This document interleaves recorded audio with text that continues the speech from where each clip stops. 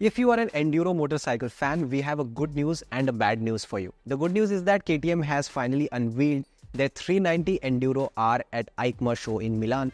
And the bad news is that we don't really know whether it will come to India. But irrespective of that, here's everything you need to know about the new KTM 390 Enduro R.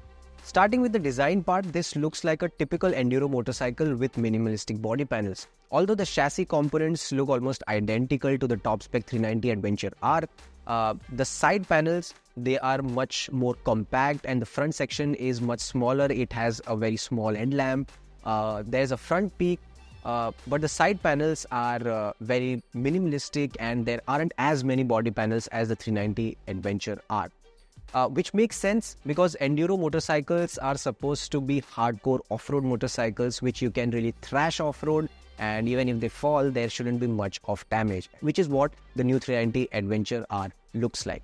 And sitting under the bodywork is a 399cc single-cylinder liquid-cooled engine, perhaps the same as the new 390 Duke.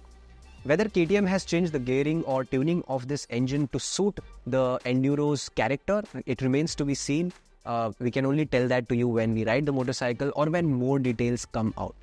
As of now, in its current state of tune, this engine makes 45.3 bhp and 39 Newton meters of torque in the 390 Duke. Comes mated to a 6-speed gearbox. The 390 Duke also gets a quick shifter. Whether that setup has been carried forward to the 390 Enduro, that remains to be seen. Now the chassis seems to be the same steel trellis unit as the 390 Duke, but the subframe will definitely be different to accommodate a different tail section and a different seat. Now, as you can see, this gets a flat motocross style seat, which aids in the ease of riding the motorcycle off-road when you're transitioning from standing up and sitting down position.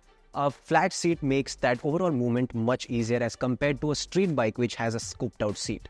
Now the main highlight of this motorcycle are the suspension and the wheels. It gets long travel suspension, seemingly the same travel as the 390 Adventure R, and it gets the same 21 and 18-inch spoke wheel combination. The entire setup should help you tackle off-road conditions really well. Now although KTM is yet to release the entire feature list of the motorcycle, we can clearly see that this doesn't get as many features as the 390 Adventure R. It gets a much simpler instrument cluster which seems like an LCD unit, and even the switchgear is more basic. It doesn't get a dedicated button for cruise control, which means there's no cruise control, and it is not really required for an enduro motorcycle because these are not really mile munchers. But it gets a dedicated button for turning off ABS, presumably for the rear wheel for you to have fun sliding the rear wheel. So as attractive as the new 390 Enduro looks, as I said in the beginning, we don't really know whether it will come to India.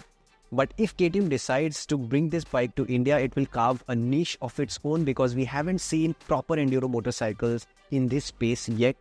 And although there's this new Kawasaki's KLX 210, that is a much smaller motorcycle. And if this comes to India, it won't be a direct rival to the Kawasaki KLX, and this will be targeted at a more mature and more hardcore off-road lovers.